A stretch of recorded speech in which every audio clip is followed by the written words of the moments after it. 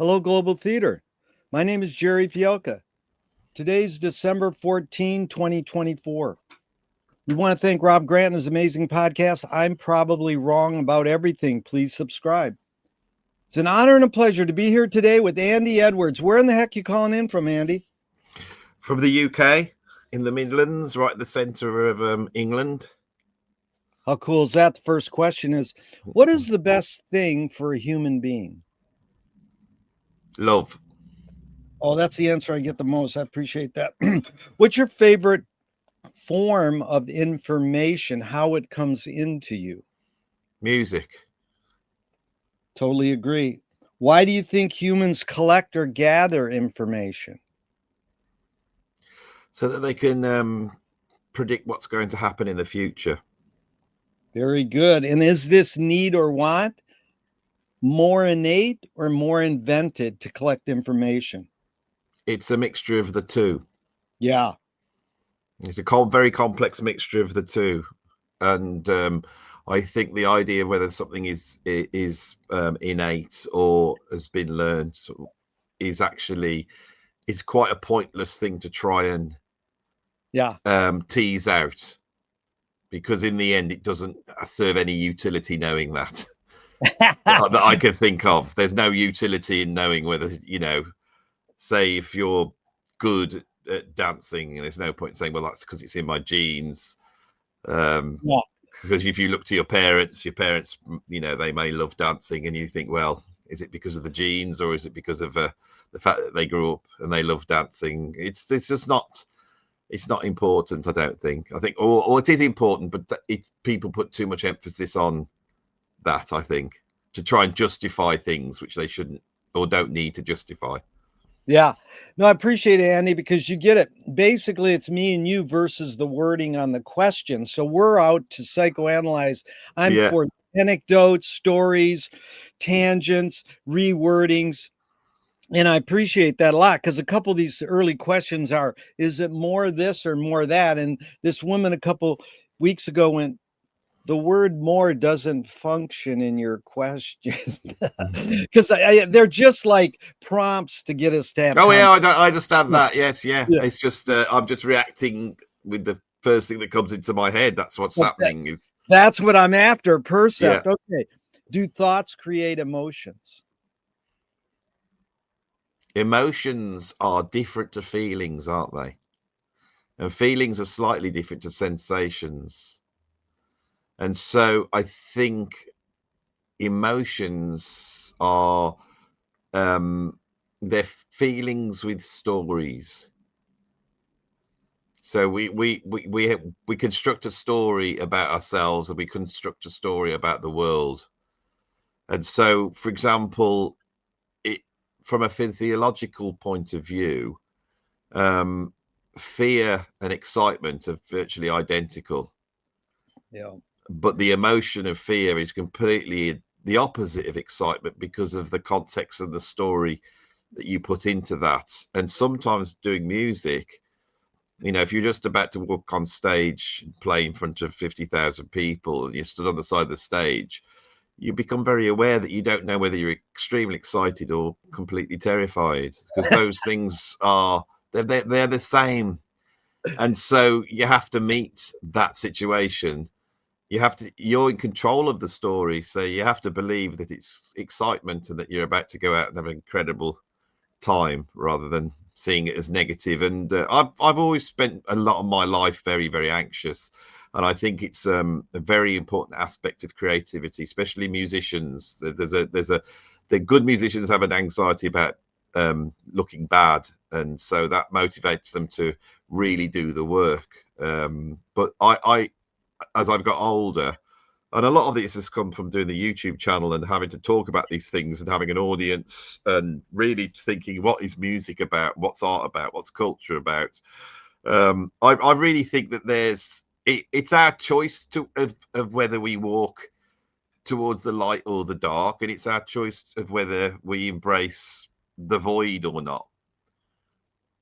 And they are sort of the same thing in a way. They're the same thing. And I think this is what we deal with when we deal with art and music. It's a conscious direction away from the void, and you can deal with the void. But that is something I've become very aware of doing the channel. That I could say whatever I like. I can be very negative. I can be very positive, because the thing with YouTube is, and I've had to learn this, because to become a popular YouTuber to some extent, you have to court controversy. You have to have conflict. There's all these negative things in there. So I try, underlying it, to try and think about what's music about, and that, and it's a positive reaching out of your feelings of the world, with the trust that everyone else out there could have similar feelings. They won't be the same, but they'll be similar, and so it creates a sense of unity. Yeah, that's you're really articulate and concise. I appreciate this, Andy, because you anticipate a lot what we're going to go into, and you must have ESP, because the next question is fill in the blank. I don't know what I think until I say it. Well, that's great, because that's exactly what Marshall McLuhan says. I don't know what I think until I say it. Yeah. Joan Didion says, I don't know what I think until I write it. Can humans think without language? When we're talking about thinking, we're talking about sort of on one side, sort of rational. There's to me that human beings deal with two aspects of the world. One is truth, and I don't mean that in a sort of highly moral way. I just mean we need to know what's true and what's not true. You know, where's my keys? Where did I put my keys? You know, that's like, I need to know where my keys are. That's the truth I need at that point. You know, am I going to get this job? You know, all these types of things. You know, where do I have to go to for this job interview?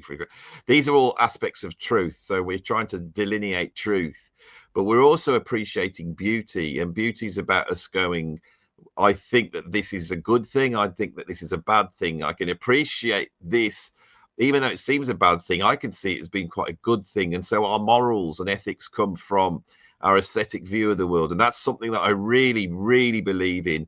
And I believe in Western culture, where we really value truth, even though we have fake truth and fake news and all that. But as a commodity, it's so important.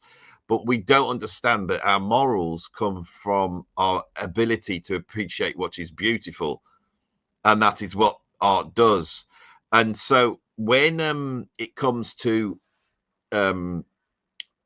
can you think without language, it's, you can feel without language, you can have emotions without language, but I don't think you can. I think that language is speech. I think it is. Yes, I do.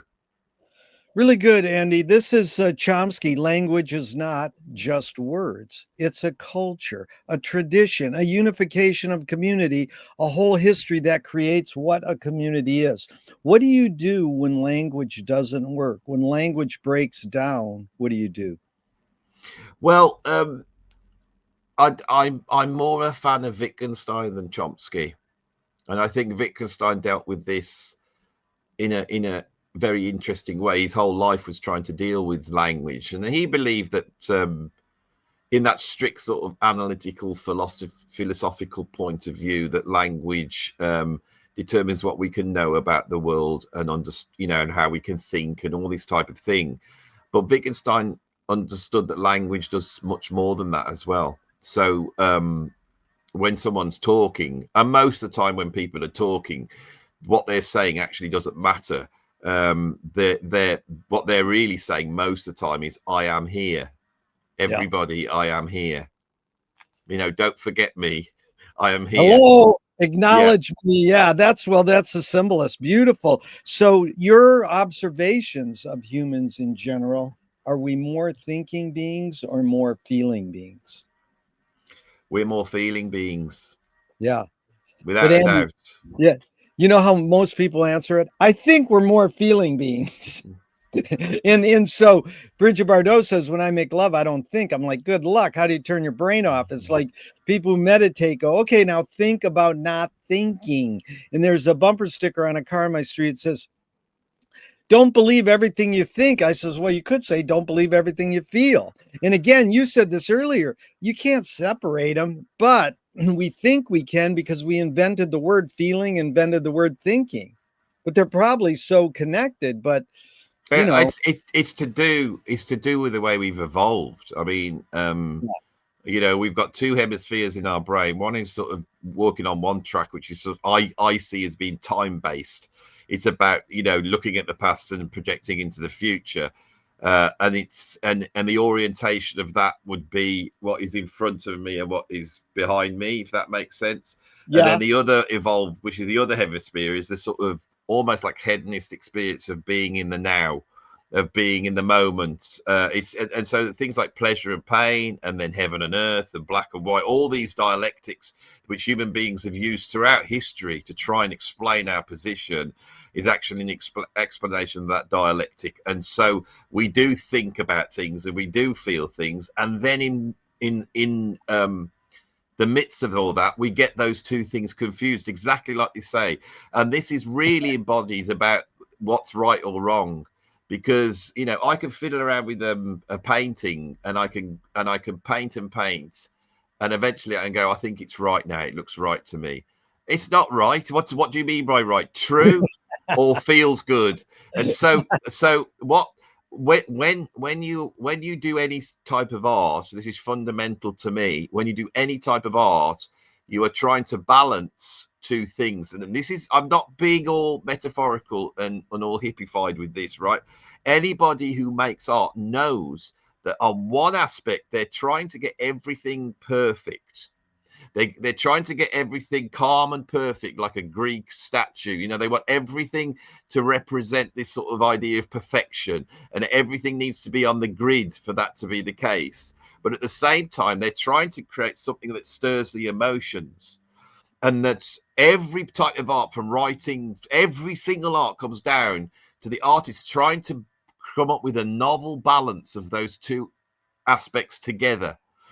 And so they are trying to balance these two things that human beings find confusing, as you've described. So that is why art is important, because it balances what I call the hedonism, the being in the now, the pleasure, you know, not thinking of the consequences, and it balances that against the grid and the moral ideas of what happens in the past and how that impinges on the future. Can I tell you how I came up with this? Can I tell you why I really? I would love to hear that. Right. So Please. there's a TED talk. There's a TED talk, and it's this lady, and she's incredible, and she's a neuroscientist, so she knows how the brain works. So she gets up one morning knowing how the brain works, and she has a stroke. And this stroke is affecting the rational parts of her brain. And as the stroke is progressing, she realizes she needs to go to the hospital. And so she's trying to phone the hospital up. But she says, as she picks the phone up, at some point, the numbers on the phone stop having a meaning. They just become abstract shapes. And then she said, and then once she realized that was happening, she said the differentiation between the edge of the phone and the world she was in diminished. And she said, and the deeper she went into this, as she lost control of what is fundamentally our moral view of the world, which divides things up and says that goes there and that's there, as that was wiped out by the stroke, she went into a state of absolute bliss. Wow. Absolute bliss. And around, at that moment, I thought, we in the West, Western culture, or all of humanity, but especially I'm a very big fan of Western culture. We are brilliant at establishing truth and being able to have, you know, science and technology, and we have really excelled in that area, and we've lifted us out into these incredible things where we've, you know, cured diseases, and we've stopped, you know, slavery, and all these things that Western culture has done. It's incredible, but the payoff is that we find it very difficult to get to that state of bliss, because we are so I mean, anybody that became mindful, you know, like mindfulness, where you're supposed to try and get yourself in the moment. If you actually achieve that, you would become the most useless human being, because you would be not turning up to things, not feeding yourself, not washing. And so this is, for me, is spirituality is great, but for me, the real balance and the real understanding of these things comes from the arts.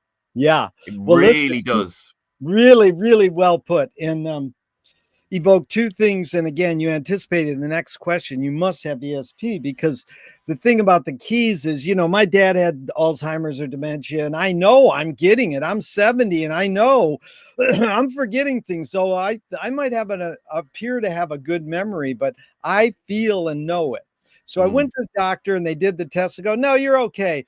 If you look at your keys and go, what are these for? You're in trouble. If you lose your keys, it's normal. It's like, no, it's a little worse than that. But we study left and right hemisphere, you know, the brain in the right, it appears your division is the right is the now moment, the left is the linear time based. Yeah, I Left never could, right because hemisphere. I, for some reason, even though I've talked about this and studied it and read Yeah. up on it, and I've got all, I can never remember which one's which. It's easy, Andy. I do it.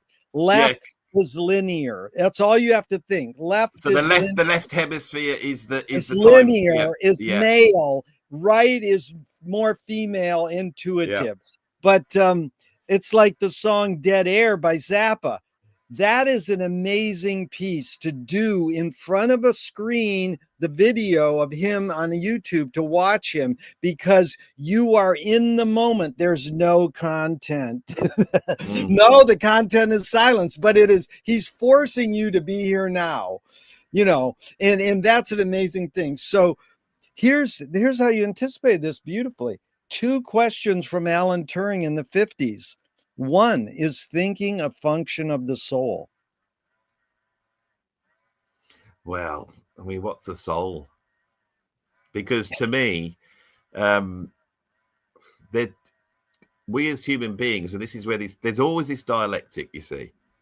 And if you go towards the left side, you go to the left side, we become a speck in a vast universe. Yeah. Which is, and when we realize that, that's a profound feeling, and we have a sense of like awe. We go, Yeah. oh my God, I'm a speck in the universe. There's this huge universe, and then there's this tiny speck in terms of time and space, right? Yeah. But then if you go from the objective to the subjective, and you move to the other side of being in the now, then you realize that everything is happening within your consciousness, and the whole world is your consciousness, and you own the whole thing. You're in control of the whole thing. And so for me, we live understanding the world, of seeing the universe. When I say the world, I mean the totality of everything, as from two ends of the same telescope. We're the telescope, but we see it from two ends. Oh man. And I think to understand our position in it, saying we have a soul places us at one end of the telescope. Saying we're just material atoms and we'll die, and we'll be just sent back into the world, we'll end up in some entropic universe just sitting there doing nothing. Both of those things are true. Yeah. And both of those things are unfathomable. And so we have to create these stories, but these stories are beyond truth. Totally. So the thing that I've really changed, in my opinion, and it's my YouTube channel that's done this, in that as my YouTube channel started to develop, my career, which had been a lecturer in a college running a music course, that for all sorts of cultural things that I was noticing were happening in terms of our relationship to creativity, arts and music, and how valued it was. In others, we don't. So that's getting worse. And I ended up at odds with my college. I'll put it as simply as that. And I went, and it was a very, very traumatic thing. And so my YouTube channel's been following this, even though I never really mentioned it that much. It's been following this. And as the YouTube channel kicked off, I obviously started with the most important music to me. And as a drummer, there were two drummers that are very, very important to me. One's Billy Cobham and one's Narada Michael Walden. Both of them have been on my channel. But I did a number of videos just describing how much I love Narada Michael Walden, how much it meant to me, how it affected me as a very young 14-year-old drummer, that he was the guy in terms of me discovering what I wanted to do. And this went out into the universe and reached Narada Michael Walden. And he got in touch. And right when things were at their worst, Narada got in touch with me and he spoke with me. And I remember being on the phone talking to this guy thinking, this is so freaky. When I was 14 years old, I was having a bad time then. I discovered the Mahavishnu Orchestra. I discovered Narada Michael Walden and Visions of the Emerald Beyond. And the very first video I did on my YouTube was about the Mahavishnu Orchestra and how much that meant. It was a spiritual connection. Yeah. And I thought the guy that did it was Narada Michael Walden. And then I've been on this massive journey that's taken me all around the world. I've played with people. I've done this. I've ended up in this situation, gone through college. And here I am sort of at the back end of it somewhat. And here I am talking to the very guy that inspired me 40 years ago, who's in another country that is like Grammy award-winning producer that producer is, and he's there telling me everything's going to be all right. And he said, and I said, what? He said, your YouTube. He said it will be. I mean, specifically, and he was totally correct. And I said to him, because Narada Michael Walden's a very spiritual man, obviously, you know. Narada is his spiritual name given to him by the Guru Sri Chinmoy, which I knew all about this. I've spoken about it on my channel. And I said to him, but I said, I'm not really a believer in any shape or form. And he said, for the very thing I just said there, he said, have you ever thought about how big the universe is? Have you ever, he said, I mean, does the universe end or does it go on forever? And I went, I don't know. And he says, yeah, you can't imagine either. It has to be one or the other, but it can't be either, because both of them are they're too awe-inspiring. He said this to me. He says, how does that make you feel? I said, it's like a hit in the stomach. It's terrifying. And he goes, that's the infinite. And he says, that is God. That is amazing. And I came out of that and I thought, there's no argument. The atheist and the believer is claiming the same thing, but they're claiming it from one side. The scientist is a materialist and they're saying all there is material. And you go, do you have faith in that idea? They went, yes, completely. We can predict everything as scientists because it's all material and we understand how the material works. And then you go to the believer, they go, no, it's all immaterial. And they're both wrong and they're both right. And after this, and so I heard an album by Jeff Beck in 1983. I bought it. It blew me away so much that I then bought the Mahavishnu Orchestra. I locked onto this guy, and then 40 years later, he's on the phone proving to me that the idea of even questioning whether God exists is a stupid question at a point where I needed it so bad. And I came out and went, and I tell you what I actually decided. I thought, I really don't get any of this. I don't know. I don't understand it at all. Just accept it and go with it. That's it. And I found, and that's when I say it's the YouTube channel, I have spent hours talking. You know, this is what you said. I talk. I don't know what I'm going to say. Yeah. But it's like the dialogue starts. It reaches out to people. They come back to you. They speak to you.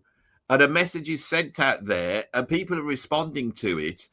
And I would never have said this 2 years ago. I've always been interested in philosophy, cognitive science. I've been interested in evolution philosophy. I got a degree in art. I studied aesthetics. All that was in place. But recently, I've really started to get a lot of clearer thinking. And part of it is going, right, this is all very simple. It's quite simple if you think about it, but also realizing I know nothing at all. Yeah. I know absolutely. Yeah, it's beautiful what you said. The Fireside Theater's album everything you know is wrong. And what you touched on earlier was Lily Tomlin saying reality is just a collective hunch. But most of our life, if you're really excelling, it's because you're trying to unlearn everything you learned and Yeah. let go. But this is amazing. The second Turing question is, can machines think? That's probably see, the two questions have a massive dialectic problem. One is the Yeah. soul, and the soul is the thing that makes us a human, supposedly, and then the other is the word machine. Yeah. And the materialist thinks that we're a machine. You know, the immaterialist has to believe that the computer has a soul, which Yeah. is quite easy to believe. Yeah. So what's the answer? Does the machine have a soul? Is that really the Dude, question?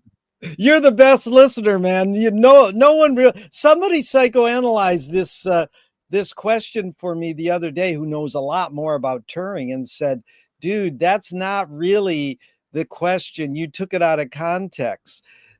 Can machines think? But I'm going to leave it because I've asked people it for so Yeah. long. It forms a pattern. But this is good because this dialectic, uh, you know, everybody, when I ask, can machines think? Well, that's the question of the day. That's what we're worried about. Can AI think, or can it Mm. show emotion? But you're a good listener. I appreciate that. Let's move on because things will come full circle. Oh, yes, yes, yeah. Do you more pursue happiness or more pursue meaning? I I I would have to say that whatever I pursue is not probably the best thing to pursue. And again, I being a musician, I've sacrificed a lot of happiness in the pursuit of doing art and being a creative person. There's a sacrifice there.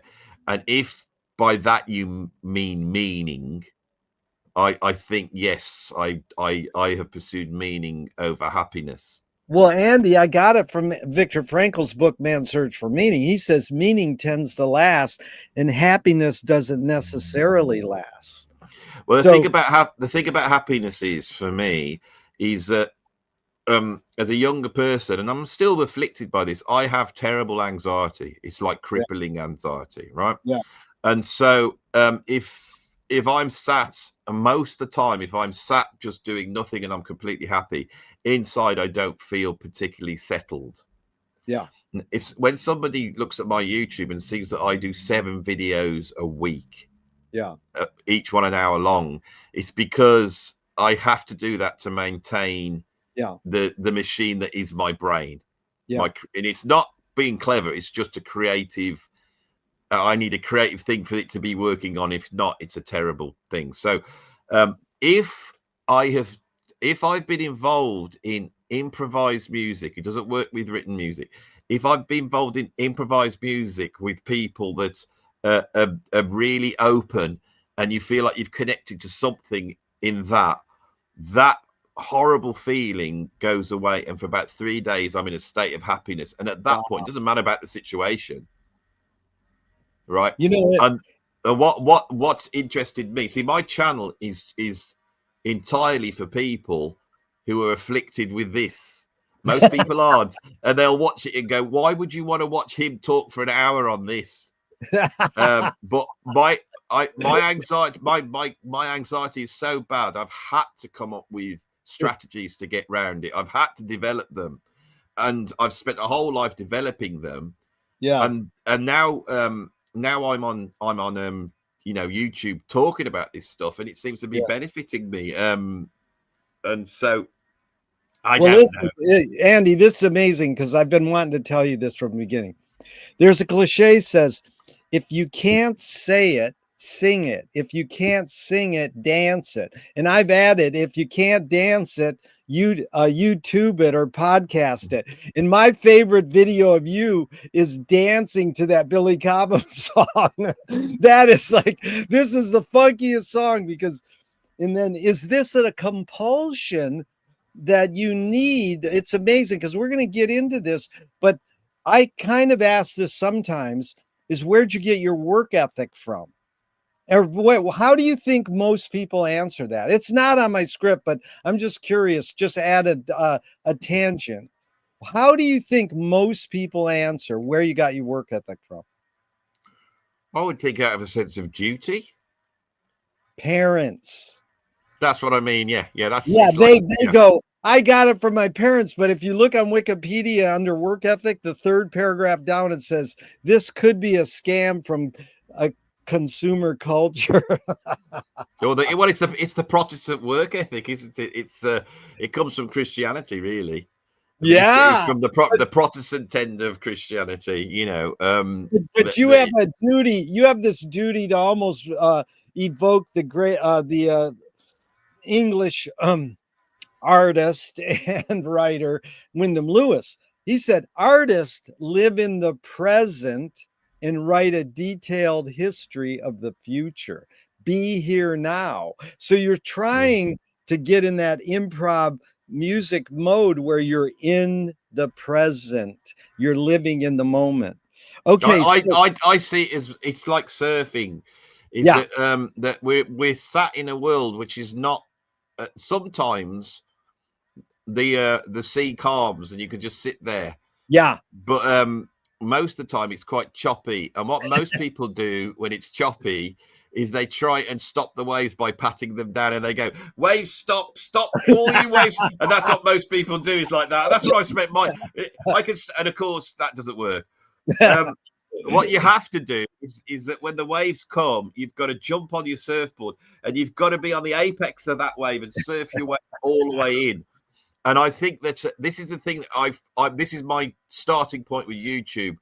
I've got a lot of theories around YouTube because from the day one when I decided to talk into camera as I do, I thought it was an extension of being a jazz musician. I thought I'm a jazz yeah, musician, I'm interested in improvisation. yeah, And I thought I actually knew, because I was a college lecturer, that I could put a camera on and talk as long as you like.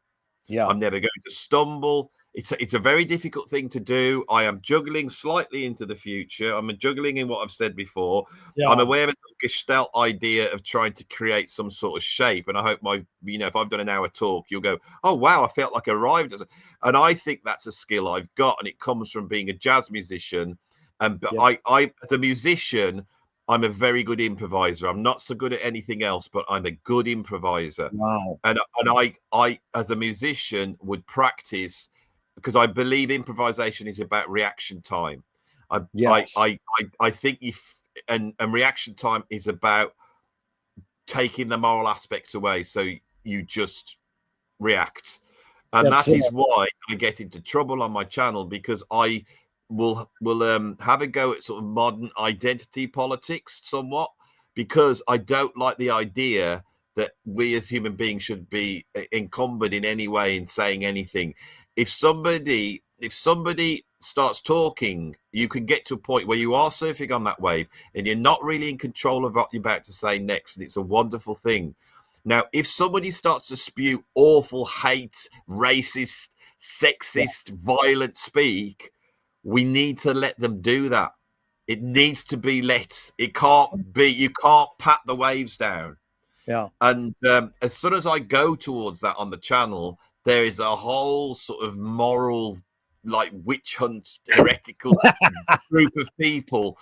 And I know where they come from. And I know their intentions are good. They're not bad Yeah, people, but yeah, they really want to control everything and yeah, sort of lock it away and not let anybody say anything that will rattle their cages. And this is the reaction to the yeah, fact that the internet allows everybody to say whatever they want.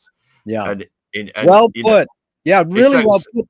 so for example, if you have a sexual liberation in the 1960s, as we did do, the way you could deal with that is by making paedophilia an absolutely taboo. Does that make sense? You have to do that.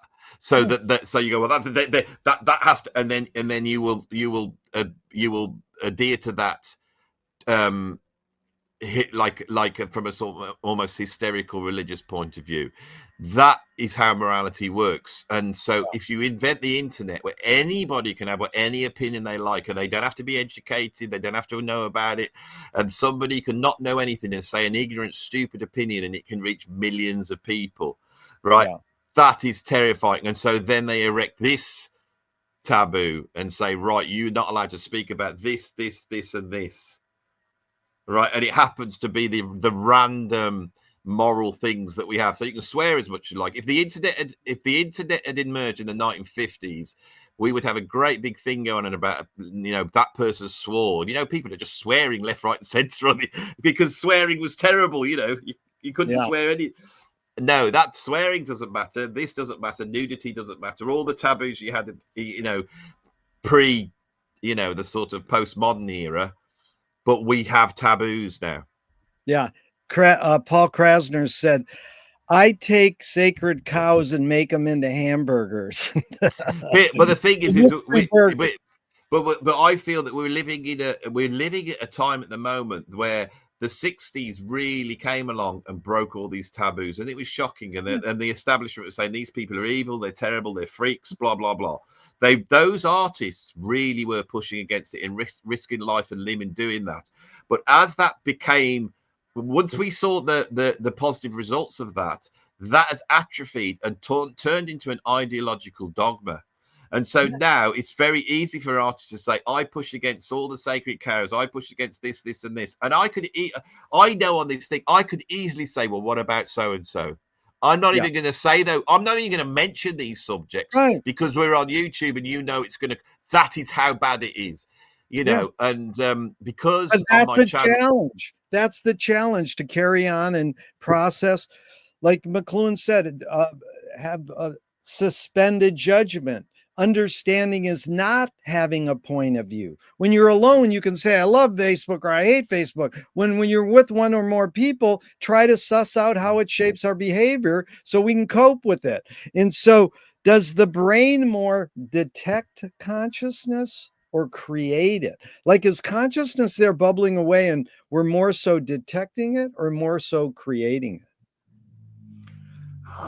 See, nobody can answer any of these. Thank God. Well, let's go.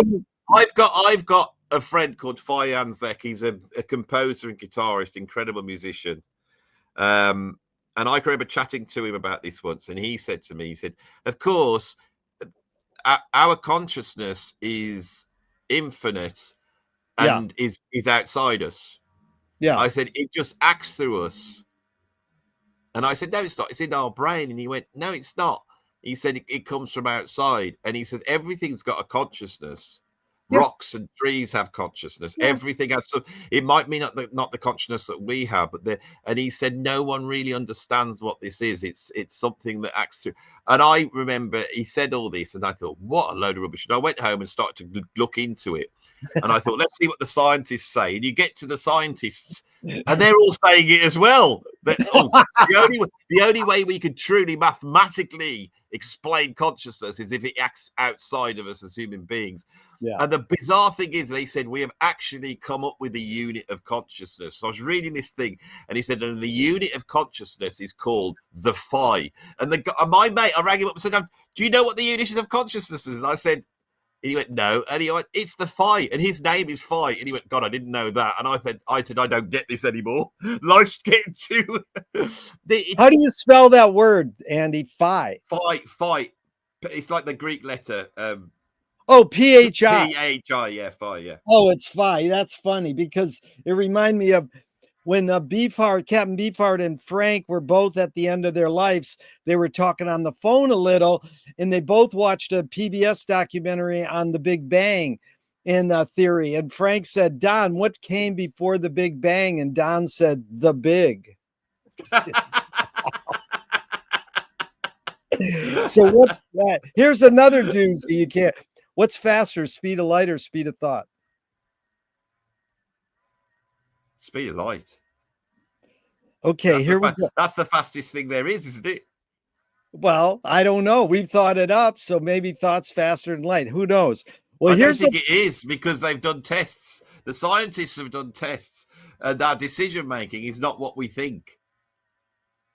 The decision is, when we make a decision, it's been made on a subconscious level before we actually make the decision. Right. We make the decision. And so I think the process of actually making a decision, of thinking, is actually very, very complex. And if it seems like it's an instant to us, but I don't think it is. I think it's actually quite slow. Okay. And Well, because when the thought arises in us, it's at that point that we think it's magically appeared, but it hasn't. It's ruminated in some cases for years, perhaps. Effects precede causes. Yeah. Whereas the speed of light is really about that's about time, and time is a mystery that I'm very interested in being a drummer, but maybe we'll get to that in a bit. We're going to get to time, definitely. Yeah. But here's Audre Lorde, the poet. You can't dismantle the master's house using the master's tools. Her colleague Yvonne Rainer says, oh, you can if you expose the tools.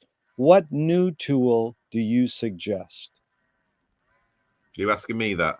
Yes.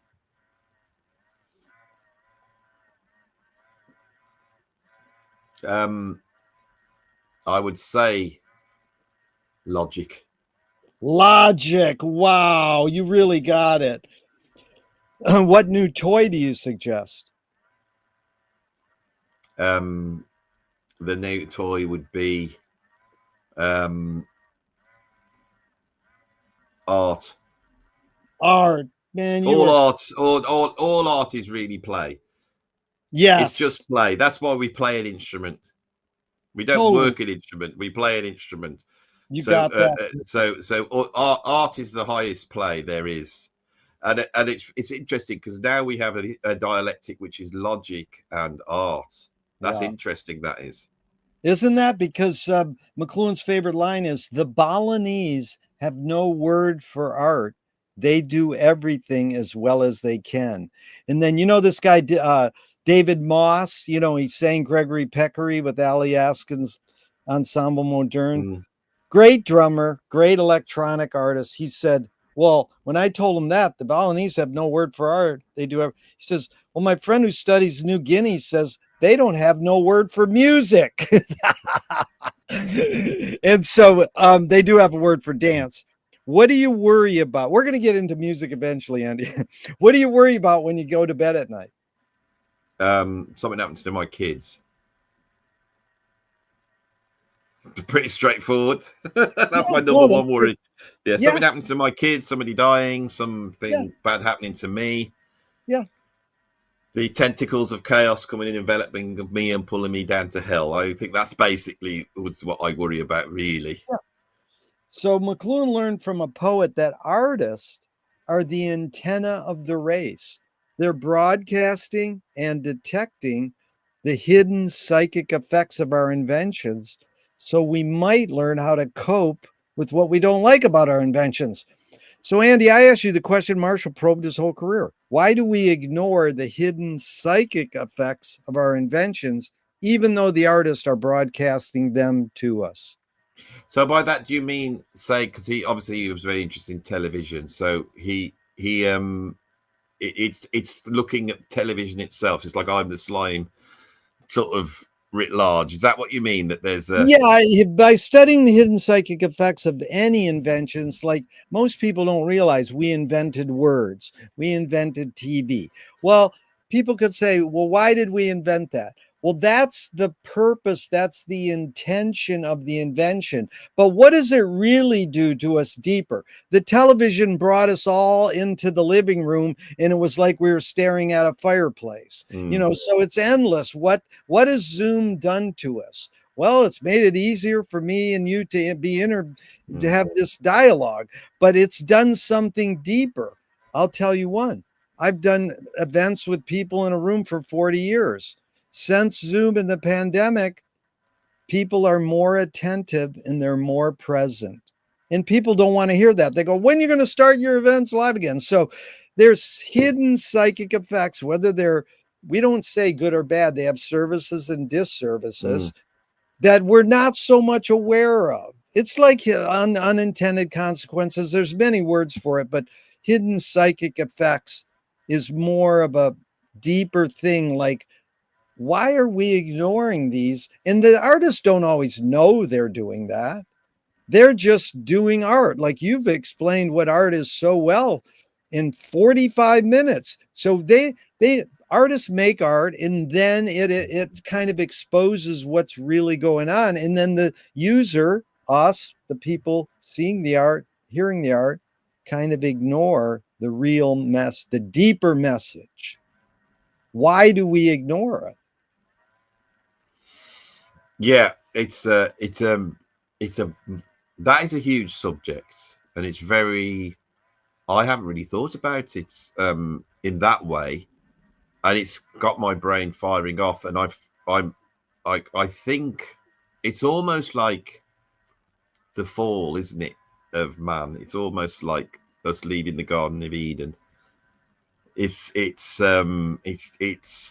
like a double-edged sword, isn't it? That everything that makes our life easier, which is what every invention is, also makes our life more difficult in a way. That there's the because if we could utilize every possible future invention, if we could bring those to being, once all those were brought into being, we would instantly die at that point, wouldn't we? Well, it depends on what you mean by dying. Well, we would cease to be. We would cease to be. You see, well, we would cease to be at that point.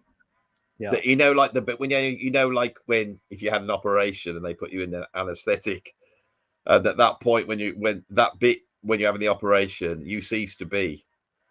Yeah. And that anesthetic is the ultimate invention. that sorts everything out for you. Yeah. You see what I'm saying? It's like, I see what you're saying. It's almost like a fake death. It's a placebo death. You're not really dying. You're maybe yeah. as a young, I mean, I don't follow him so much now, but he influenced my thought very deeply. When I was a younger man, I was very influenced by Gurdjieff. Oh yeah. Very hugely influenced by Gurdjieff. That's an understatement. I think that is the X factor that has pepped my channel up. Is I'm a Gurdjieffian at heart, and so he, even though I'm not a follower of him, I don't do any of the things that you're supposed to Yeah. do anymore. But his view, it resounds with me all the time. And he said that that a human being takes in food, and by that he meant actual food, right? Then he meant air. We breathe in air. Yeah. And then we have the food for our eyes, our ears. And he said, if you were to cut off all those inputs to food, at that point, you are instantly dead. Yeah. And when I read that, that struck me very deeply. I thought, that can't be the case. I thought, oh, it would be. It would be at that point, because you wouldn't be able to kickstart anything. It really would be stop. It stops, because there has to be the semblance of something for us to keep going, for our existence to keep going. Now, the thing you're saying about words or knives or wheels, all of these things are just trying to shut down inconveniences in a way. They're trying to make life easier for us by taking away the very thing that sustains us to being alive. And I'm not a fan of Rousseau and this noble savage thing, but I think there is something to say that the religious idea of the Garden of Eden and the fall is the fact that for millennia, for a time that we could never comprehend now in our position, we just existed as, human beings roaming the earth, hunter-gatherers, communities that were, to those people involved, were infinite, that nothing changed. Yeah. And what inventions did, and the inventions came like this, then this, then this, then this, and then bang, bang, bang, bang. And those inventions lift us. It's like you know, the human beings of what we've been around for 250,000 years as human beings, as you know, Homo sapiens. So that, and then the last 4,000 years, it's like, what's happened? What's happened? And I tell you, what's happened is that if you could step back and watch this from a godlike view, you would see human beings on the earth, and they'd be going, yeah, they're getting on all right. They're gonna, they've created that. They go, whoa, look, oh, they've gone. Where have they gone? Where have they gone? Oh, they've gone now. Oh, never mind. That was interesting. You see that? They sat there for ages, and then suddenly it was like, whoa, all this stuff happened, and they were gone. Where have they gone? They did. That is obviously the trajectory for us. Yeah. Andy, the greatest Zappa interview ever by Bob Marshall, he exactly details that. It's called the Android meme, and it's just machines are talking to machines, and we humans have disappeared. But yeah, anyways, well, I mean, and so when you go back to this thing about what you're scared of and this is the situation we're in. It's and I class that as, that's like chaos. That's the void. You're best off just not going to. I've gone towards that my whole life. It's like I know exactly that is there. Yeah. Right. But inventions, every invention is. I'm trying to think of the word for it. It's right. Every invention, the positive thing that say, right, you don't need to get up and make yourself a cup of coffee because you've got a machine next to the bed that makes a cup of coffee for you. Oh, great. So you don't have to get out of bed. Maybe you could have a load of other inventions because you don't have to get out of bed. Maybe we don't have to open our eyes. Maybe we don't have to speak. Well, Andy, this is McLuhan said technology, and he means technology is media, inventions, words, ideas, whether it's philosophy or hard or tangible. But he said technology is the most human thing. And I love that you brought this up, because your own Churchill said we shape our buildings, then they shape us, which Marshall's flipped it into we shape our tools, then they shape us. And specifically going to your Gurdjieff thing, you taught me a lot there. I appreciate it. Air, eyes, and ear. Food, eyes, and ear. You know, well, what he said was, he believed that everything existed on an octave. And so you have the octave of the universe, you know. But what I'm just but with what we intake, you have food, water, air, blah blah. And he said, if you stop eating food, you will last for say 3 weeks. If you stop water, it's 3 days. If you stop air, it's 3 minutes. And he went through this like, and when you look at the way he sees it all, you go, well, the logical thing, if you were to be able to then shut off your senses, he said, if you shut off your senses, that is instant death at that point.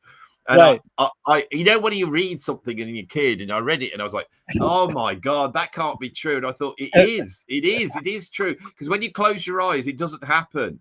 And when you go to bed, you dream. It never really shuts down. And never. But here's my through line. You got me going here, because I just want you to react this. We don't breathe consciously. We're on automatic pilot. So every time I meet with people, I go, okay, let's all take one breath in together consciously and see if we can spend our hour, 2 hours together consciously. Now, that's interesting, conscious breathing. So we're on automatic pilot. So how does Gurdjieff or you talk about breatharians? Is that pseudoscience? First of all, can humans?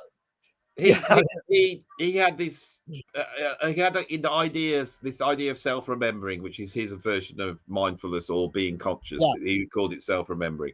And so you conscious suffering, that is one way of self-remembering. So he believed that we were asleep, we were on automatic pilot most of the times, and every now and then we opened our eyes and we were conscious, and then we went back to sleep. And the idea of spiritual work was to try and open your eyes and keep awake and be awake to your consciousness. And that's the same thing. So that could happen by becoming aware of your breathing, because you become aware that you're alive, and anybody who has done that knows how frustrating it is to suddenly be aware that you're breathing. But with Gurdjieff, it was done through dance movements. Oh yeah, that's so he would like spinning. get, yeah, like, so you would be going like, I can't do it, but if you do that, and then you're trying to do that, so you become aware that that is going at double the speed. It would be that sort of thing. So when I read all this and I was trying to drum, and at the time I was obsessed with very complex coordination on the drums, so I was trying to get a situation where I could have numbers of different numbers, numbers happening all the time, and I became really interested in numbers, and I became interested in how numbers relate to rhythms and how they relate to harmony, and how you see that there's that's with music, you have the time-based thing, which is the rhythmical part, and then you have the harmony, the notes, which is the vertical part. But when you go into the notes, you find out that they are rhythmical, and when you go into rhythms, you realize that they're harmonic. So that if you take like a fifth, a first and a fifth, that harmony of a perfect fifth, if you were to slow that down and look at the actual pulsations of the waves, that is a 3/4 polyrhythm. Right, so I started to see that the numbers are very, very interesting. And I think that could possibly be, in terms of Marshall McLuhan, that could well be the very first invention, even before words. It could well be numbers. Well, first the numbers, the first invention could be numbers. And I spoke to I've got many much cleverer PhD types who watch my channel, and I did an interview with one PhD type, and he was an expert in this area of numbers. He was the head professor in some university, and he was the head of the philosophy of mathematics.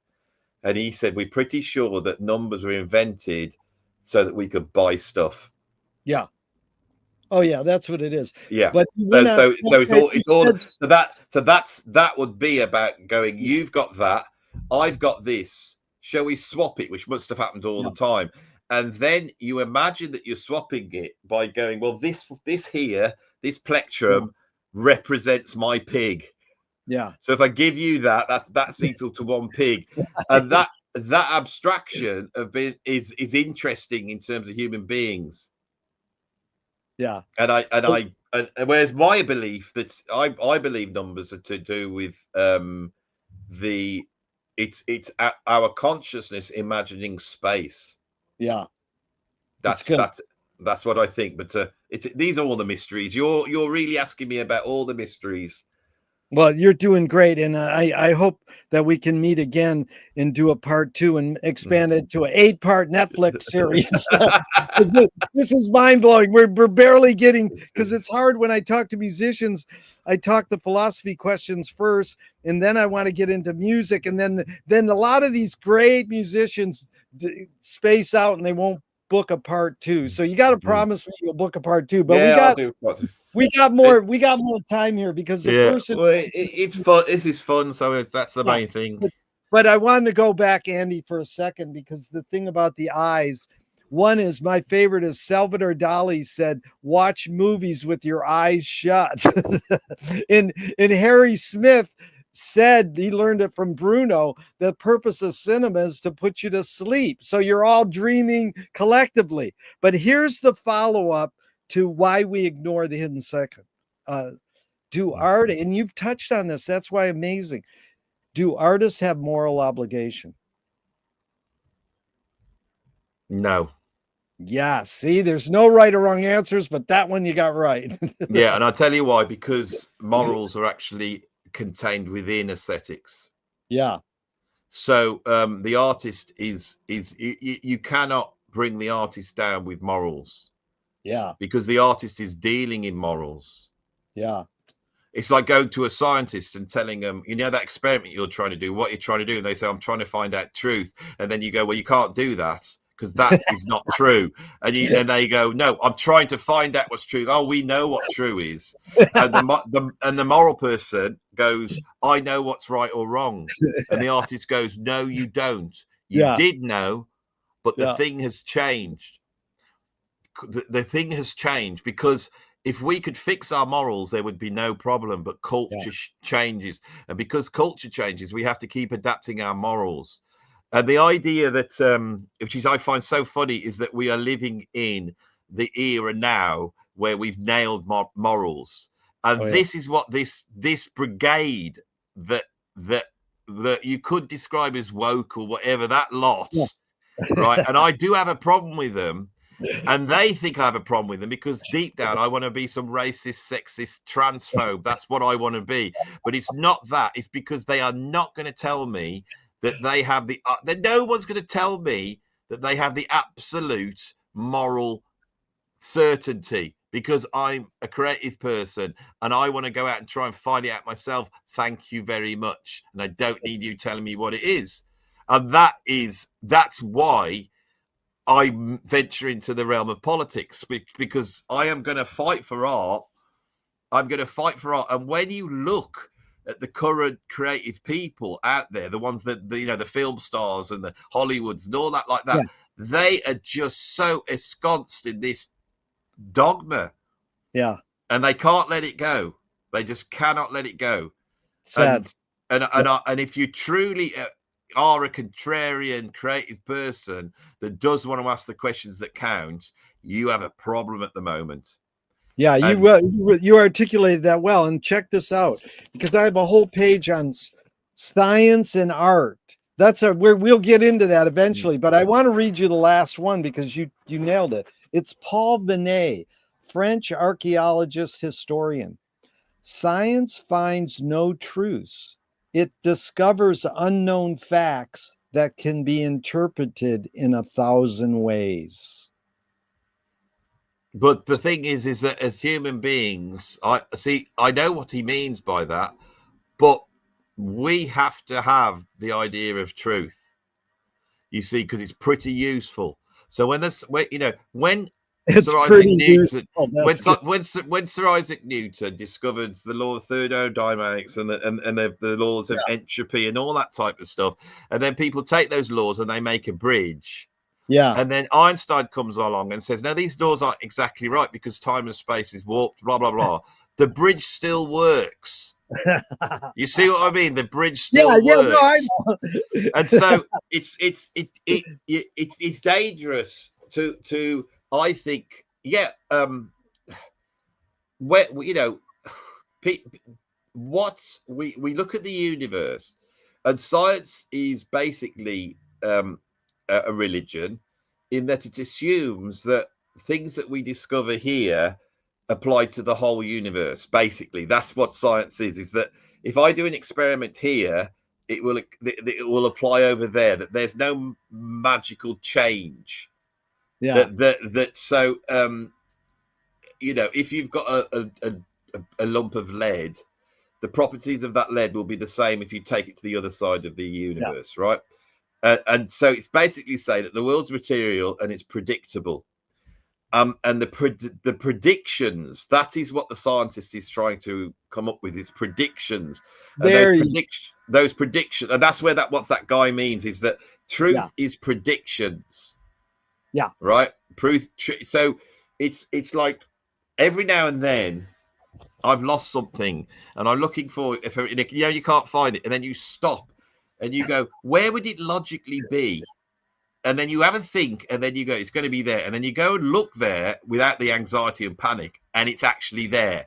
And you realize that you go, wow, that was there. Now, if someone could come along and go, yeah, but that, some so postmodernist type, but truth, what is truth? The truth is that it's there. It's there. That's my art and science page. Look at this page, the truth page. So I'm going to skip to one on there. Shelby Foote, please, Andy, your reaction.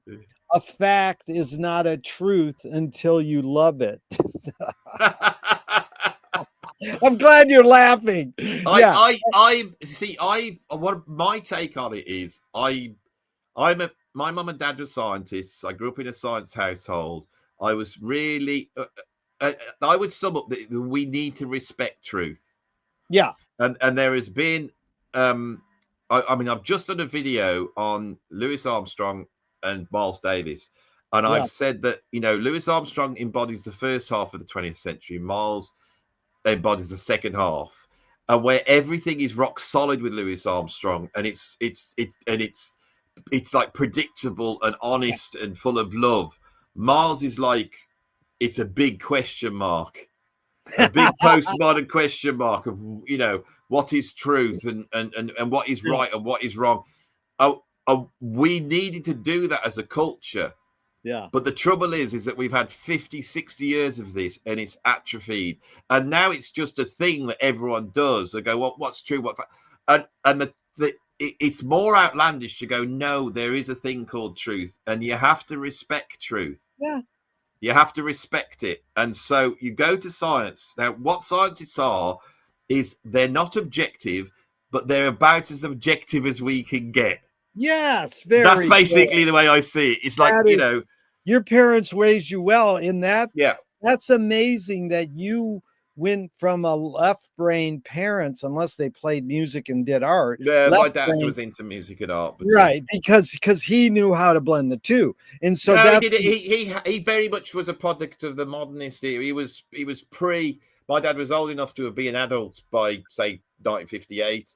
He didn't go through that 1960s thing. So to him, he had the sort of a modernist view of art, which was about skill and about trying to achieve some ideal of perfection that has been negotiated by artists to the academy. yeah, You see, and then the postmodern era. And I'm not against, people think I'm against a postmodern. My YouTube is ridiculously postmodern if you watch it. But the postmodernist says, no, this is all vague and we don't know that. And art can be anything. And then you have, you know, 4 minutes and 33 seconds, and you have Marcel Duchamp was ahead of the lot, you know, but you get the Carl Andres pile of bricks, you know, what is art and all that stuff. And that was so powerful that we renegotiated art like that. But the trouble is that has become the establishment comfortable chair by which they beat us with. Oh, totally. You see, we need someone to go, no, truth is truth. You're not only anticipating all my upcoming questions, you're anticipating the cute quotes I put before him, like Duchamp. Major. Okay, so are you more afraid of new ideas or more afraid of old ideas?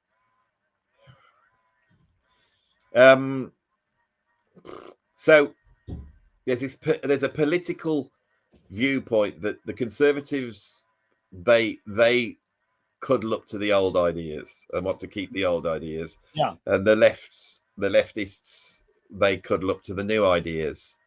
Yeah. And the truth is that you need both of those. There's that dialectic. That's the political dialectic. We need both of those, and we need them to be adversarial. Adversarial, is that the word? But we need them to be also on friendly terms, and where they're not at the moment. Yeah. Which is scary. That's scary to me. We should be able to sit down and have a conversation about this, because some of the old ideas are brilliant and some of the new ideas that are brilliant. Now, if I was to step back and go, which are the most dangerous? It is the new ideas. Yeah. It's the revolutionary tends to, I think the person who's a revolutionary tends to cause far more damage, whether it's the Marxists or whether it's the Nazis. Anyone who comes along saying, I have a new way of doing this, I am really like dubious of them. Yeah. Really dubious. It's good. Can you conjure up your earliest memory ever, or one of them? Totally, without a doubt. What is it? It's I had an experience that was very, very traumatizing at around about the age of 3, where my mum and dad had gone out for the night, and they got a babysitter in, and I was with the babysitter. I must have had some sort of food poisoning, and I started vomiting, and I can remember vomiting what I thought was blood at the age of 3. Wow. And I went to the babysitter, and in a hysterical thing, I said, I want my mum and dad. I want my mum and dad. And the babysitter said, and this is, I was only 3, but I remember all of this. So the babysitter said, and this is the thing about language, she said, they're not coming back. And I thought that I was vomiting blood, and I thought my parents were dead. and I went into a trauma, and that is basically who I am. that is Andy Edwards. That's what I come from, is that moment. So is memory more a curse or more a blessing? It's a curse, isn't it? Now, how do you guess most people answer that when I say, is it more a curse or more a blessing? They'll say a blessing, perhaps. Oh my God, 80-90% say it's a blessing. I really appreciate when people say it's a curse. Look, It's not. if you're sat there in a state of grace, which is about 1 in a million people, Yeah. right? You're sat in that state probably because you have forgotten about anything that you had. But Yeah. for the rest of us who are tortured by existence and we try to solve our Yeah. problems, if you could click your fingers and you woke up tomorrow with no memory, you would wake up going, "Oh, isn't it a wonderful day? Isn't it great?" They are a curse, but the Yeah. thing is that do we want to lose them? My God, no. Yeah. Because that is why people are afraid of death. They're not afraid of shutting their eyes. They're not afraid of not being able to hear. They're afraid of their memories going. Yeah.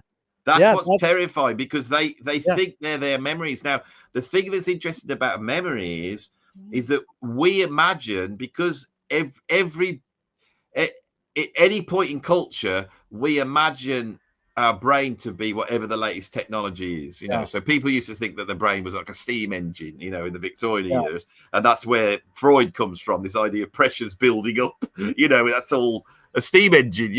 But we Yeah. imagine it to be like a computer, and we imagine that we've got memory banks with loads of memory stored up, a little bit like a library that you can go and access. But memory doesn't work like that whatsoever. What we No. have is the awareness that something happened to us, and we reconstitute it from our imagination. It's amazing. Every time we pull that memory out, it's Yeah. not a thing we're looking at like a recording. It's Yeah. us reconstituting. And this explains everything. This is why you can have memories that your parents told you that you were actually there, because you got told, oh, this happened and that happened. And because Well, you imagine it, you think it's your memory. that's why I say, can you conjure up? Most people go, well, I can conjure it up from what my parents told me. But two things you evoke. James Joyce in Finnegan's Wake says, remember to forget. Well, I Great advice. was doing a gig a few years ago, and I thought, my grandparents had buried up here somewhere, and no one had gone to that grave for literally since my granddad died in 1977. He was buried there, and then that was it. No one had been up to there since 1977. It's like nearly 50 years. Yeah. And I thought, I'm going to go up there, because I used to go up there as a kid, very young kid. I'd go up with my dad and, with my granddad to see my nan where she was buried. So I walked into this graveyard, and when I got there, it was a shock, because I imagined it as clear as day. But when I got there, it was like so not what I'd imagined. It was like everything was wrong. Like everything was completely wrong. And I was looking, I knew where to go for the gravestone, but the time when I got there, the church was the wrong way around, the graveyard was the wrong way around, the grave was the wrong way around, and it was a different colour, and it looked completely different, because every time I pulled on that memory, I'd reconstituted until it was imagination. But I definitely went there, and I could use the memory to go there. It was very odd. Very odd. That was really odd. That was. And at the time, because I was interested in cognitive science, I'd read a study about how memory works, and they said it was that description I've just given. And I thought, that we constitute our memories from our imagination of what happened. It's amazing. And so if we met somebody and they said, oh, well, you don't you remember that, it's like, I don't know, Michael Jackson was sat in the restaurant at the same time. No, he wasn't. I don't remember that. Oh, he was there. And if somebody tells you that over and over again, before you know it, you're saying, no, Michael Jackson was in the restaurant with us. Oh, I do that all the time, but it's amazing. Your word reconstitute is so clear to me, because just a quick aside, do you know about Eno's documentary, how every screening is different? The cloud, they do you know this? That every screen. Oh, dude, it's amazing. It's like, I appreciate the fact that he's cutting edge in that sense. I mean, in the guy who made the film, like every screening reassembles the order and puts some new stuff in. And when Eno's talking about it for a couple minutes, he says, we reassemble our memory constantly. So reconstitute, Yeah, reassemble. we totally do, and it Yeah, relate. And Eno is right because he is a clever man. That man, he yeah, is right in that memory is just so directly related to art and creativity, and the theatrics of memory. This reconstitution actually exists in art. yeah, So, in other words, somebody could paint, they could imagine a situation, which all artists do. And yeah. this is fundamentally what Western art is. It's imagining Jesus Christ suffering on the cross. And so everything that we have in Western art, the idea, the invention of hyperreality, the invention of perspective, all these things were invented so that somebody would walk in and go, oh my God, that is Jesus on the cross. That's exactly how I imagined it. Dude, you said aesthetics. McLuhan has this funny thing. He says point of view was invented when we started having the vanishing point in art, because it was like whoop, and it's like that sounds kooky. But you touched on this, Andy. Tell me someone within your immediate family who had an impact on you, and what specifically was that impact? No, that would be my dad. What did you mainly get from him? Well, everything. My dad was he was he'd been a jazz drummer when he was a kid. He was young, and he decided to go the science route, and so but he still loved jazz. So when I was a kid in the 70s, we never watched television. My dad would listen to jazz, and my dad was a very good he was a very good teacher, and he would sit and teach me stuff. And he would always say to me, he goes, there's intellectuals out there and they will try and make everything really, really complex. He said, but actually what you need to do is just find out how simple it is. Wow. Right. And he went on to become the director of a big car company, one of the directors of a big car company. And he became one of the UK's experts in quality control in industry. And he Yeah. went to Japan and he studied the Japanese manufacturing methods, the quality methods there. And he brought those back to the UK, and he was involved in a whole bunch of things that happened in the UK in the car industry. And in this, the quality in terms of in industry, and my dad would talk to me about quality a lot. It was all based on mathematical equations, right? And my dad was the expert on it. So he went down to Cambridge University and he sat with these mathematicians and they explained him the maths. And of course, he didn't understand any of it.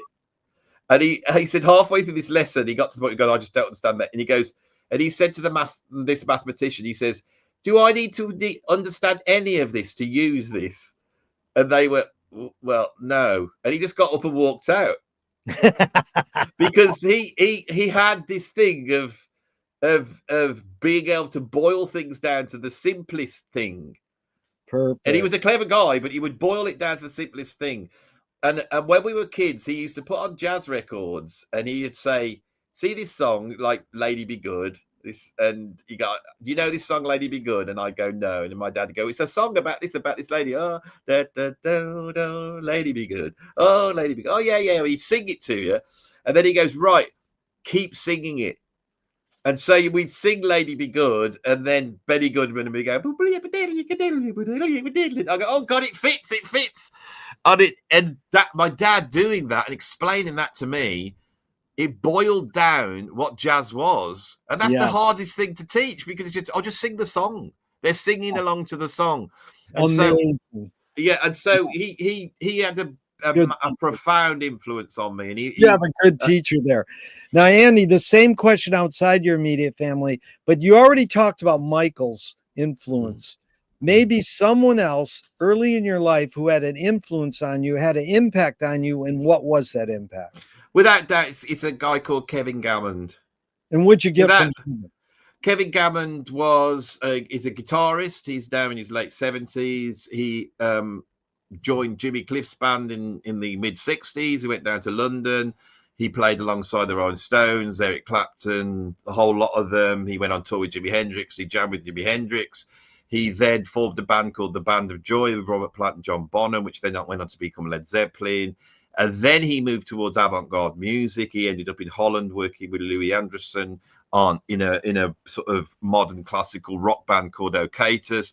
And when I was a kid in my town, this guy was a legend.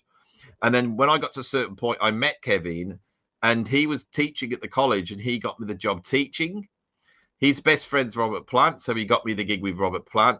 But more Yeah. than any of this, Kev had an approach to music that went way beyond all the other musicians I'd known, who were very workmanlike. Kev always put creativity at the heart, and Kev was always pushing the boundaries. He was always pushing the limits. And because of the stuff he'd done, and you could see how he'd lived his life and the experiences he'd had, it's because he was brave, and I wasn't a brave person. I wasn't like Kev.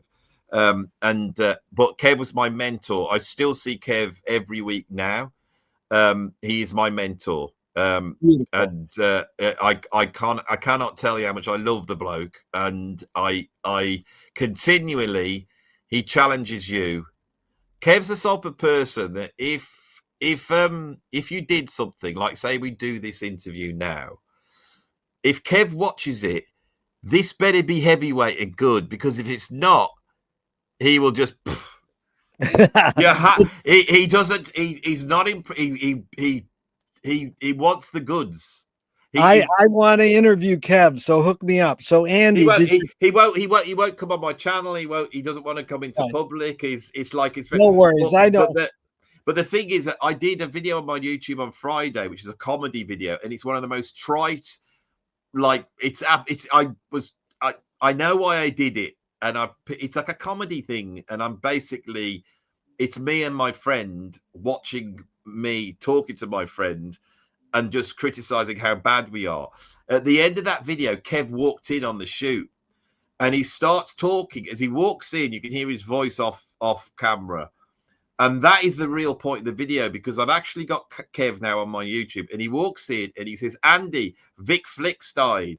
And Vic Flick was the guitarist who played the James Bond theme. Yeah. And Kev turns around, there's a voice off camera, and I know no one's going to get this. He said, in 1965, I was recording with the producer Jimmy Miller, with Jimmy Cliff. He said, and when I arrived at the recording studio to do this Jimmy Cliff song, which is a famous Jimmy Cliff song, Kev played guitar on it.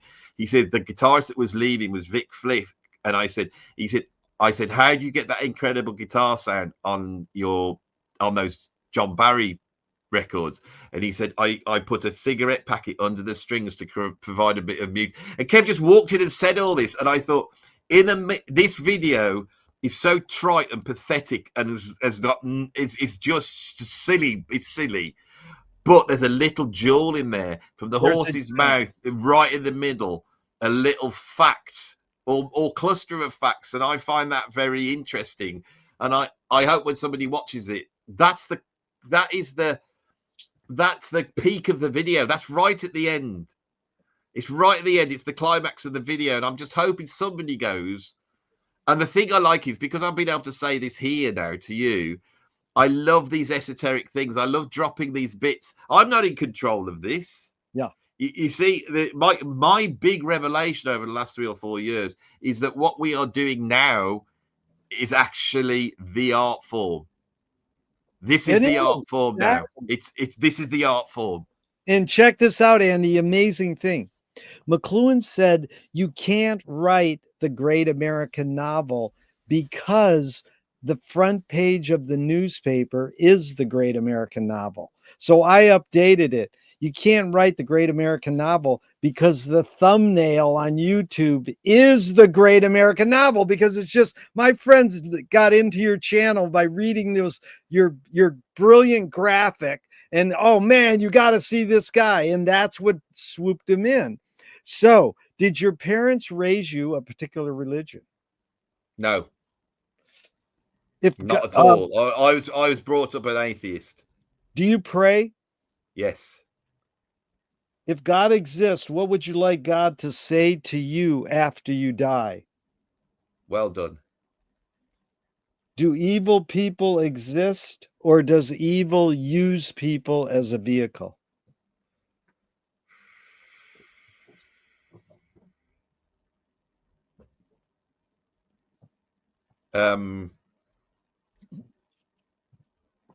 I don't believe there's a thing called evil. I think we're discussing an aesthetic. Evil's an aesthetic thing. Yes. It's a way that we understand the universe. It took me a while to work that one out, but that's the thing with that question is evil. What you have is chaos and order. Yeah. That's what we have. We have chaos and cosmos. We have the night and the dark, Yeah. and it's very easy to walk towards the dark, and people do. Yeah. And for all sorts of reasons. And the only way to counteract that is for the artists to point it out. Yeah. So don't shut us up. Do not shut us up. This is this is the thing. This is the bit that makes me angry. Yeah. Is culturally is shutting up the artists. Yeah. It's like they're not going to be able to point out when the thing goes wrong. Yeah. You know, they're not going to be able to explain. Yeah, but can we really ever shut up the artists? It looks like you put the whatever girls in Russia in jail. They still make their point. You know, and art will break through. But the real hidden question to the evil question, Andy, is how do you advise someone to deal with an enemy? And I'll set it up. Alan Watts says, if you acknowledge your enemy, you empower them. Coppola stole from The Mob and the Samurai. Keep your friends close and your enemies closer. JFK said, forgive your enemy, but don't forget their name. And Fellini says, I need an enemy. It's a lot of thoughts. The basic question is, how do you advise someone to deal with an enemy? But first, how would you respond to Alan Watts? If you acknowledge your enemy, you empower them. I agree with that. I think that's true. And so or acknowledge a certain aspect of your enemy in that the belief that they can do something to you. Yeah. That is that they can do something detrimental to you. Because so that is fundamentally what your enemy is somebody who's going to do something detrimental to you. Right. So if your kid came home and said someone's bullying them, what would you say? Any advice you'd give them? Well, I could do what my dad did to me, which was I was walking home and this kid was spitting on my back all the way home. And I couldn't do anything because behind him was the gang of his big brother with his 4 mates.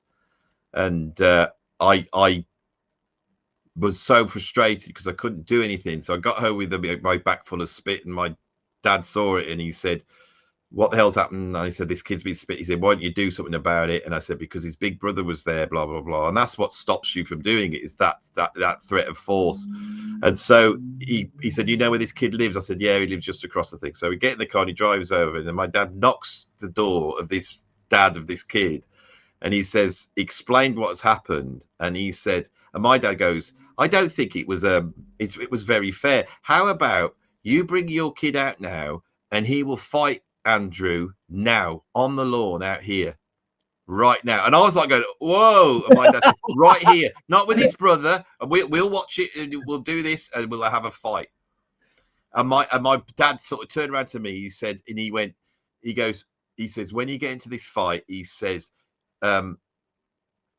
inflict damage as soon as you can. He said, knock a tooth out or break a nose as soon as you can. And the kid just went, oh, no, and burst out crying. Oh my God. I walked away. And the next day at school, he was like, oh, I'm really sorry. And the older brothers didn't. And it wasn't me, it was my dad. And that's the difference between me and that's what when I say my dad was, he did things like that continually. Because the thing with my dad is he got very up high in industry, and the reason why he got so high is because he understood how to negotiate. And he used to see, this is how you deal with your enemy, is through negotiation, and you have to understand how to negotiate, you know. So sorry, my daughter's trying to come in, and that was really wise advice. That was one of the things one of the issues I have with your country and this thing with Trump, was when I look at Trump and I hear what he's saying and the way he's acting, I see my dad. I see him negotiating. I see him saying something. None of it's true. None of it's real. But what he does is he says something that that creates a negotiation going on. Yeah. Right. And you need those people on your side, however terrifying or to a sort of cultural elite bad taste that sort of person has. That negotiation is really, really important. Now, I'm not saying I'm pro-Trump or anything like that. I'm not saying that. What I'm saying is that we've lost the ability to understand, because we are so comfortable in a way, or that elite is comfortable, that establishment, cultural, artistic, aesthetic elite, that thinks they have the taste, the moral arbiters, which are terrified by the internet, which is why they want to control it. That they do not understand how negotiation works. And an artist, I negotiate on my channel when I do a YouTube video, and I've said this over and over again. I don't have to tell the truth. No. I can sit there, and one video I might be really going as deep as I can to express what I think is true, but the next video I could be lying through my teeth. Yeah. No, I haven't signed anything saying I've got to tell the truth. I haven't signed anything, and each of those videos has got a different. This is why my big revelation was seeing that YouTube was an art form. I did a degree in art, and when I started doing the YouTube videos, I was like everybody else. I was just doing them, and I saw it as an information way of putting in. And then suddenly I realized that this is a genre that we're in. Me talking to you is a genre. It's like we're not looking at each other. We're both looking at the audience like that. But you imagine that we're talking to each other. We imagine it. Yeah, and there's. I'm trying to think if it's like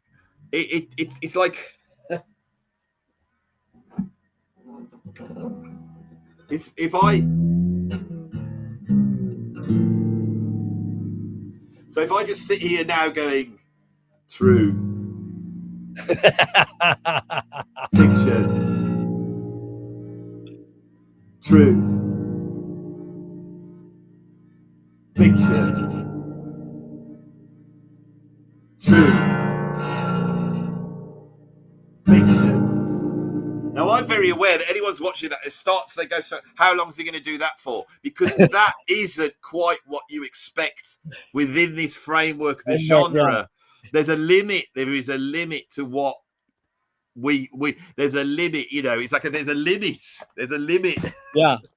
It's all fake. It's all nonsense. It's like, does that make sense? It makes a lot of sense, Andy. See, there's no limit. I know about it. It's like we can start creating art. We can and so suddenly, and actually, this is the thing that the artist does. Yes, you see, who's that with the water? It's a found photograph. See, they don't even know that this is happening, and they don't know that this conversation, which has now turned into a slight semblance of performance art now, and these people, they could be dead.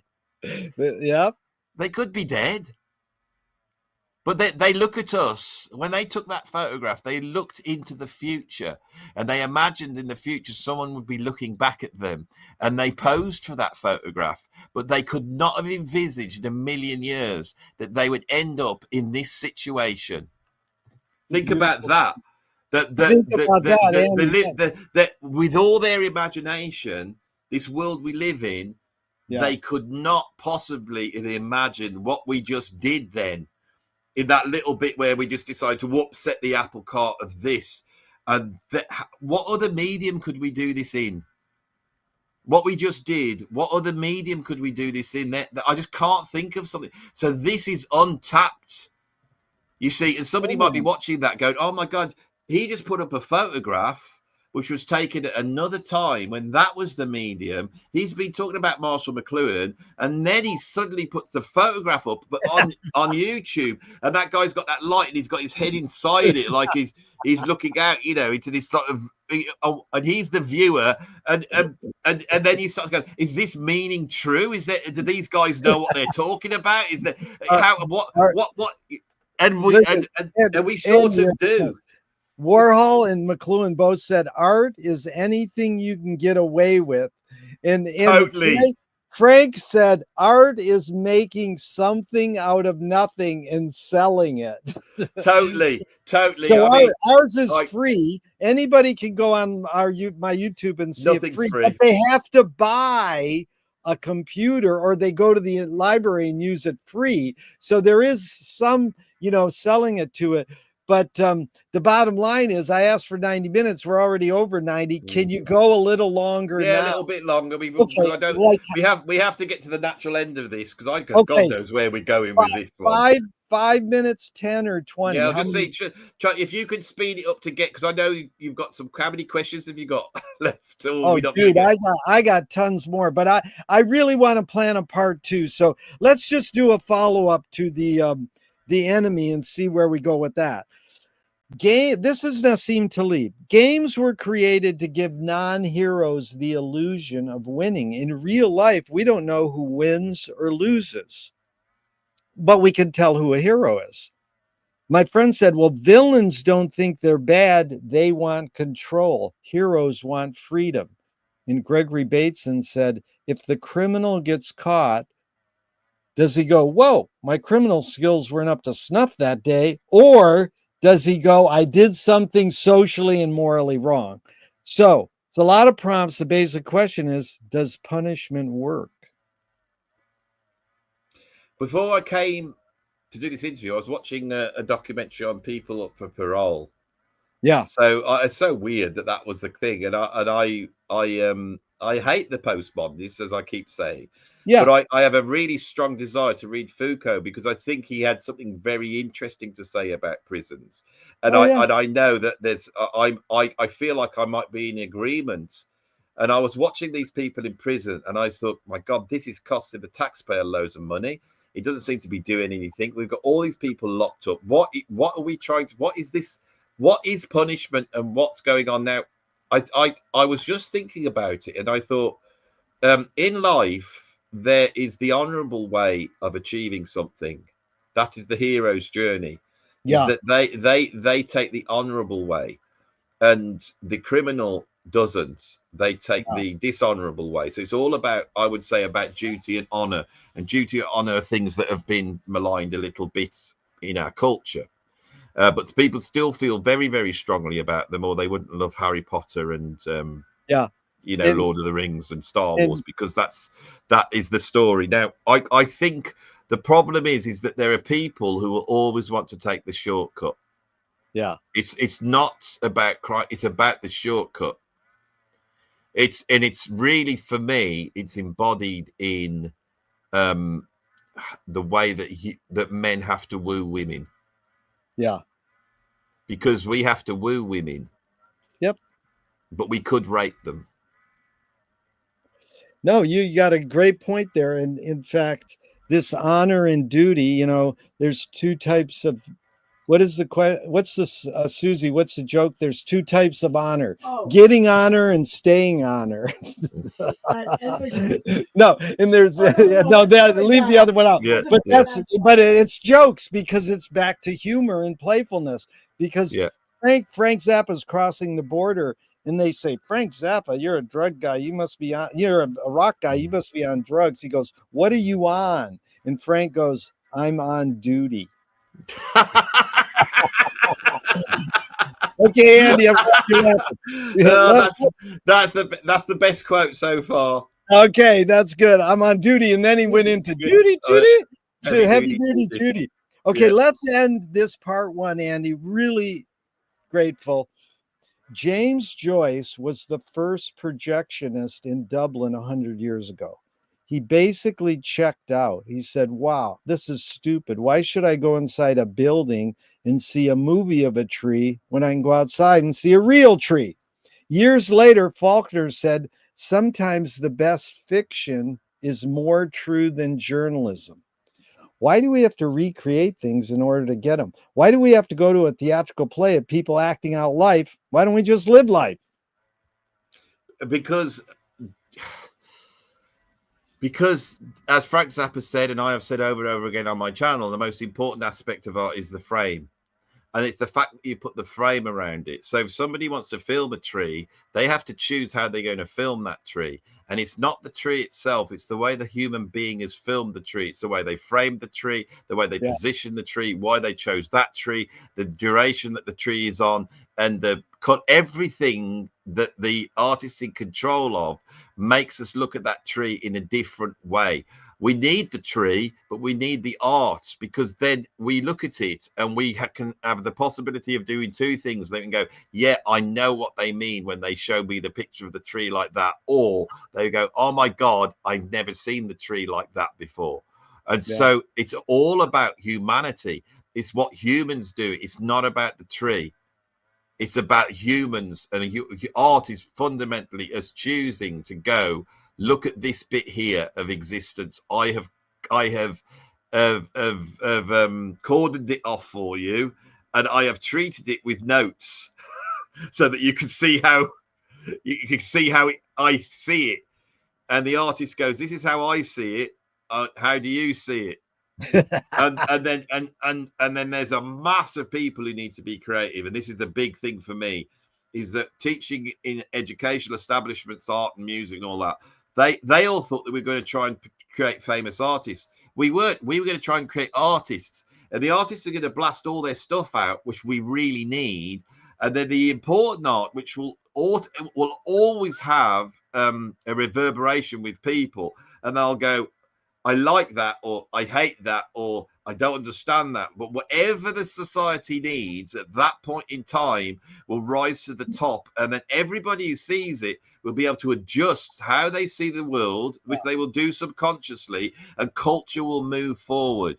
Now, I've done a video that's come out today, and it's on Louis Armstrong. And my point is that the Louis Armstrong is the greatest musical genius of the 20th century, and he was discovered because of capitalism, because the music industry emerged, and suddenly they went, oh, let's sign up some of these race records, let's sign up some of these jazz and blues records. And what that did, it went and found that gaze, not the establishment, not the elites, not the morally just, none of those. It was capitalism that found Louis Armstrong. And where did it find Louis Armstrong? In the bottom of the pile in New Orleans, with the prostitutes and the honky tonks, a black man at the bottom of the pile. And despite all the racism, Louis Armstrong became the most important musician. He had hit records from the 1920s to the 1960s. He was the first black film star to have his name above the thing. Louis Armstrong is unlike any musician in the 20th century. He was a film star. He was a caricature. He was a virtuoso musician. He was a composer. He's the greatest of them all. But we found him. We found him in the streets of New Orleans because he shot a gun off on New Year's Eve and he got arrested. Think about it. And that's what that basically, I tell that story on the video. That's good. And it, no Louis Armstrong, no 20th century culture. No, you're so accurate, and I've studied him deeply, and my friends are huge into studying him. And do you know what commercial product he sold? The laxative. Yeah, but did you ever see the ad? Yeah. You know, I'll tell you something, how strange the world is. I've already had that conversation about 4 hours ago, because I rang up a guy called Tim Bonus, who's quite a famous musician, Tim Bonus is. And I was playing drum with him last year, and I rang up to see how he was. And he said, I'm driving in the car to go up to see a 90-year-old relative who's not very well, and they're in an old people's home. And I mentioned something, and Louis Armstrong came up, and his son, who is only about 12, is a massive Louis Armstrong fan, and he said exactly the same thing as you just said. His son shouted, what did he sell? And I shouted back, laxatives. And he goes, did you see the advert with the keyhole? And I went, yes. And so what is going on, that we have just done an hour and 3/4 video, and for today I've gone to Louis. What is the importance of looking through the keyhole at Louis Armstrong having a pleasant crap? What it is that fundamental, you know, that is the message. That is the message of it all. That's the And message involved. That yeah, that culturally, you know, it's culturally, we need to have a laxative. We need to clear this out. you need a laxative. Garbage in, Lewis. We garbage need out. we need Louis Armstrong. We need the next Louis Armstrong. We need that person to come in Yeah. and show us the way, because the art forms are new. The art forms are all new. Yeah. The old ones have gone. The art forms are new. I Yeah. really believe this is the case, is that we're going to find. But the trouble is if the moral arbiters of truth try and Yeah. close down the internet, we're going to be in big trouble. No, they're no. It's always what happens is with McLuhan's thing is that the new art form or the new invention comes in, and then the old invention becomes an art form. That's So totally right. so you know, so perfect, because guess what? The medium we're on, Andy, was first shown in the world in 1939 at the New York World's Fair. It's called television telephone. That's what we're on right now. 1939 is when James Joyce invented the internet and disguised it as a book, Finnegan's Wake. So we're a living organism, and it will continue to flourish and expand. You know, I really want to thank you, Andy. This has been an amazing time. I've learned so much. You're really smart and you're articulate, and I love Thank you when very you much. laugh. I love when you laugh, because I had a lot of fun too. And when you're laughing, you're learning. Well, the thing that I haven't really brushed upon in this one is comedy. And Oh, that's the biggest shock for me doing YouTube, because I started off as a very serious musician that had yeah, played on a few albums talking about the Mahavishnu and trying to impart knowledge. yeah. And in the last 3 years, I've turned into a comedian, and that I find that humor it's so weird. It's very weird. Well, it does humor. Frank's line, "Does humor belong in music?" Well, let's go back to one of your other times. I've done a video called that on my channel. The thing is that what's weird to me is I think I'm quite a serious person, but if I stop trying to be, this is Andy Edwards, and we're going to talk about jazz history today, and if I stop talking like that, which I did years ago, right, and I just start talking how I normally talk, people find that funny, so they're laughing at me. And so I've realized that I'm imparting knowledge, and I'm talking about stuff which is, I think people, what they're hungry to talk about this stuff. Yeah. But also the way I just naturally, you know, chaotically go through this, it's very easy for me to just go towards the inner idiot. Yeah. I can go to the inner idiot, which is what I do. And once I go to the inner idiot, everyone's laughing their heads off. And I think everybody can do this. And I really feel that it's something that Andy Warhol's right. Everyone needs their 15 minutes of fame, but what they really will have if there's 15 minutes of being an idiot. We need that's the best thing about YouTube. Yeah. Is that you can access that and there's nothing wrong with it. Nothing And wrong. so I have always been very embarrassed. I've never gone out dancing. I wouldn't dance with my wife. I don't dance. I've never danced. But that's my favorite Andy video of you dancing to Billy. I think I pulled it off. Oh, you pulled it off beautifully. And so, you know, go back to one of your guys, Gurdjieff said, yeah, laughter is the reconciliation of yes and no. Oh my God. See, that's why I like him. Because that, you see that quote there, he's totally right. He is. He totally is. And like you think he's just being clever, but actually he's right. I've never heard that quote from Gurdjieff, but that is true. Because it's like when you tell a joke, you put somebody in a situation where they don't know which, they're split. Yeah. Aren't they? They're split in how to, they go, well, that bit's true, but it's also that, and it's the type of contradiction that exists. Since every joke is a contradiction, but it's a certain type of contradiction which is preposterous. It's because What we talked about earlier, left and right hemispheres of the brain. The important part is the middle. It's called the corpus callosum. And that's why women can integrate the left and right better. Rain Man, there's no corpus callosum, so he can't tie his shoe, but he can memorize the phone book. So it's that balancing and the integrating of the left and the right brains. But yeah, no, it's the integrating. It's the word that Joyce invented at Finnegan's Wake. Laugh tears. So he took A and S and put it in the word laughter and turned it into the human condition. You laugh and you cry. Laugh tears. It's amazing. Andy and Gerry, what a time, man. This has been great. I can't wait to book part 2. Can you do Saturdays? I could do any days. With Saturdays is okay. I'll send you some proposed dates for part 2, and I want to thank you so much, Andy. This has been truly enlightening for me, and even though I'm going to hit the end broadcast button, I hope this never ends and we can keep talking forever. Yes, definitely. Without a doubt, I enjoyed that. Thank you so much, Andy. Later.